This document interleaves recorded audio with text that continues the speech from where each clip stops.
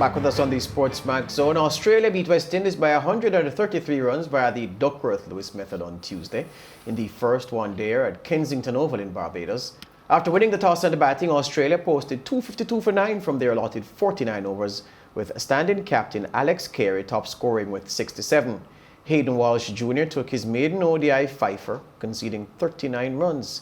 Chasing 257 to win, the Windies' run chase was a tragic comedy, with the regional men falling to 27 for 6 in only the 8th over. Skipper Kieron Pollard was the lone resistance, making 56, as the Windies eventually folded for 123. Final scores: Australia 252 for 9, West Indies 123.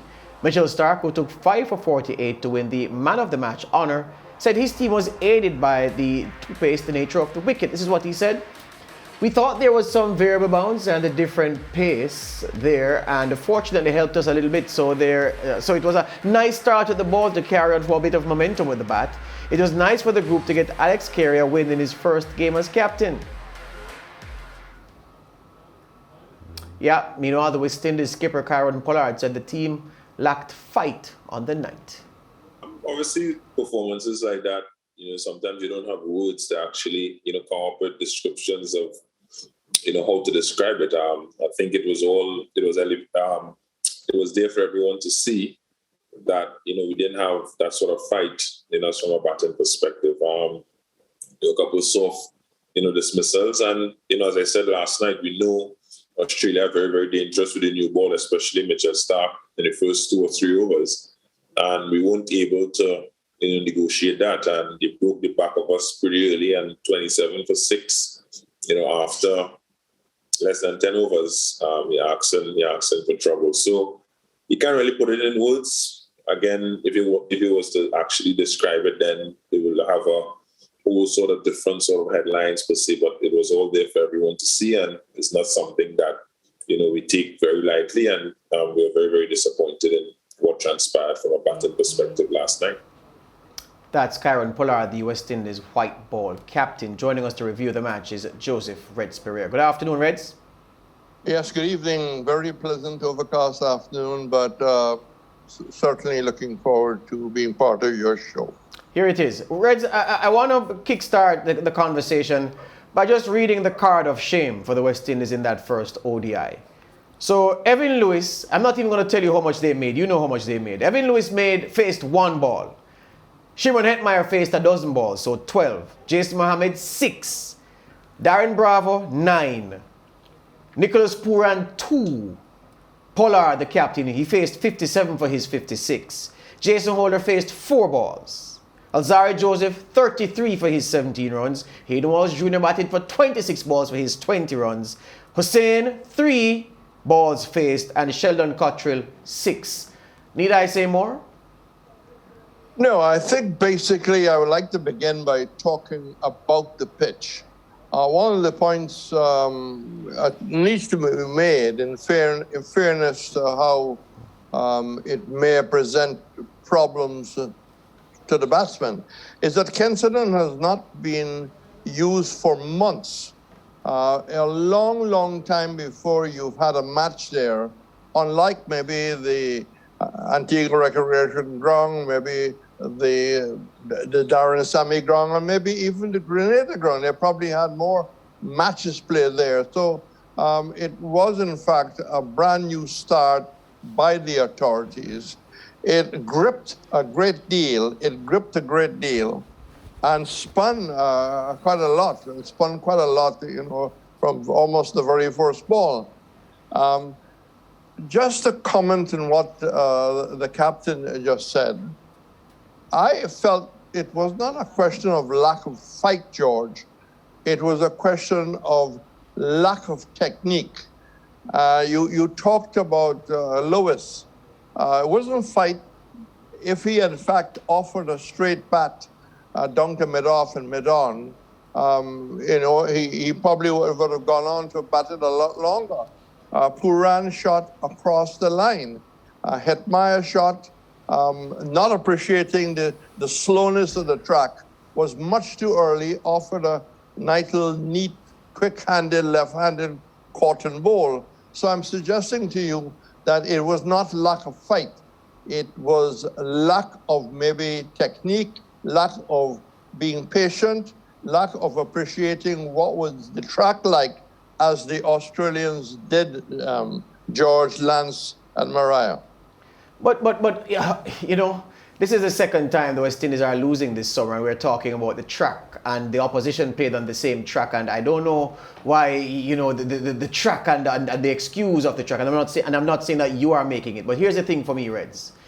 If it is that Kieron Pollard, of course the West Indies batted second, so the Aussies batted first on the same track, and their top 5 batsmen used up a lot of balls to get their runs. Our batsman, Hayden Walsh Jr., stayed there for 26 balls. Alzarri Joseph stayed there for 30 plus, and we noted the skipper stood there for 57 balls. So are we saying, Reds, that the track was such that all of the batsmen who got out facing less than 10 balls, the entire top order, bar Darren Bravo, that it was the track that caused it? I just wanted to clarify that for me. But I never said that. No, man, I'm not saying you said that. I'm saying the argument has been leveled that the track was at a two-paced nature. So I'm just asking you who saw it if the track is the only thing to blame. And I'm asking you to say that to a reasonable person who wants to understand what really happened there. No, the track was not to blame for our early demise. I mean, you look at Mohammed.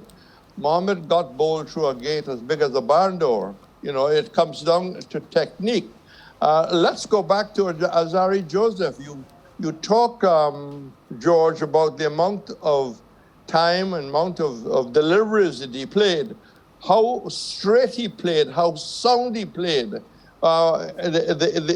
at the 100 partnership between Turner and the Australian captain.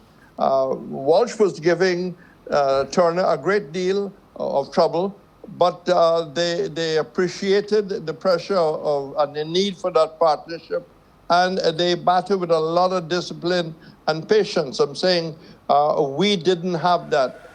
Let's look at the shot of Darren Bravo, straight to cover.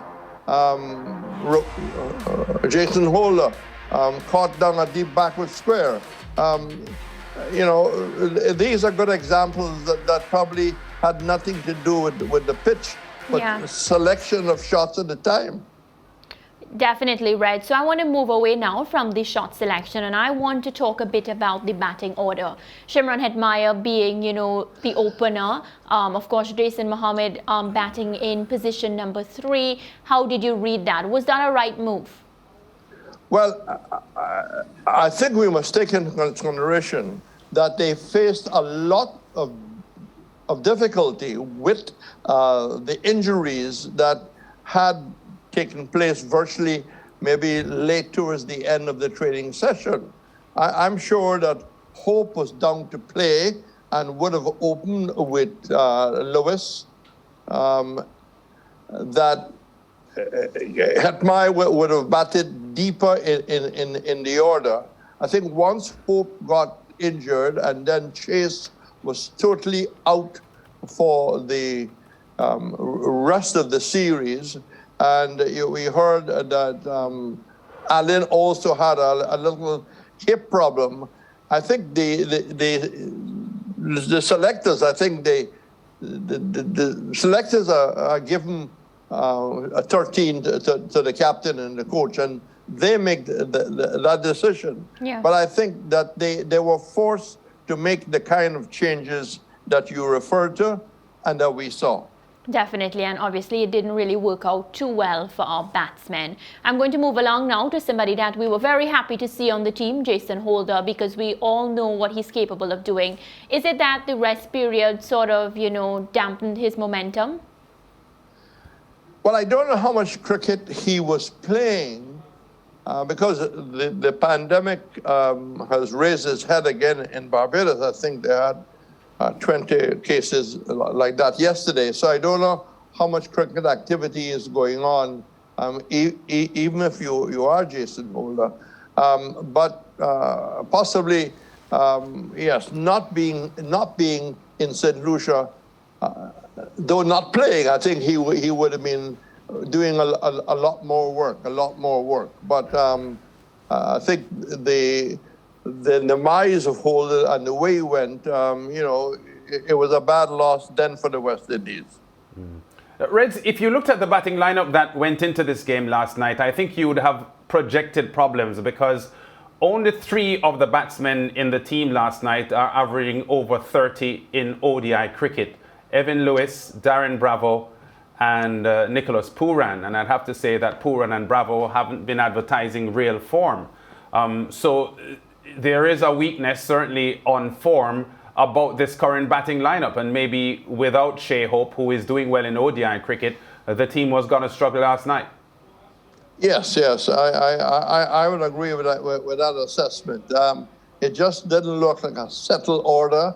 I think one of the interesting things, Lance, is that the star of the show with the ball was brought into the squad. If what I remember was Walsh down to play. No. Pretty much overnight he was brought in. He was a late substitution. Here again, because maybe of the injuries. Yes. And what it turned out to be, and he is really now. I mean, he is really taking every advantage of each ball he has bowled in West Indies colours in 2021. I mean, he is in fact a factor now in whatever format lands. Yeah, and he smashed Mitch Stark for 2 or 3 boundaries last night, which brought back the argument about the Andre Russell T20 decision not to give Hayden Walsh the strike. Yes, I had 2 calls about that. I hope Russell was watching Walsh. Because, I mean, as I say, all Antiguans can bat. And he certainly shows that he's got courage. He's not overawed by Stark or anybody. And he showed he's got good batting skill. And I think Azari Joseph again shows that, he's just about to get into George's book as a genuine all-rounder. You know what, Reds? I'm not sure how badly hurt Shea Hope's ankle is because it forced him to miss the first ODI. The 3 matches are going to be played over the period of just about 5 or 6 days. Are you getting the feeling that he'll be ready for any of these games? Because based on what we saw last night, the West Indies batting probably needs him. For sure. Well, I just reached out to someone that you all know well, but I wouldn't call names. And that was, in fact, sometime last night. And I was told that he should be okay for the next game. But, don't take it as gospel. But I judge his information. And here's hoping that, the hurt, whatever swelling, whatever strain, will be overcome. There's a couple of hours which is very vital to any ankle injury. But I expect 1 or 2 changes. How about the panel? Did they expect changes? For sure. I expect, based on what happened. Yeah, I don't think there's any way that this 11 will go will be selected to play the second game. No worries.